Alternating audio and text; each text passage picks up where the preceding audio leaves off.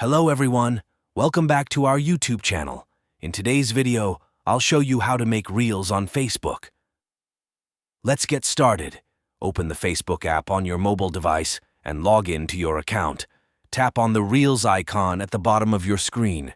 If you don't see it, tap on the 3 horizontal lines at top right corner. Next, select the Reels section. Tap on the camera icon to start creating a new reel. Load pre-recorded videos from your gallery. Add effects, music, and text to your reel by using the tools on the right side of the screen. Once you're happy with your reel, tap Next.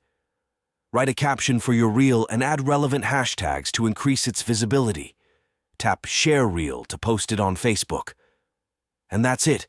You've successfully created a reel on Facebook.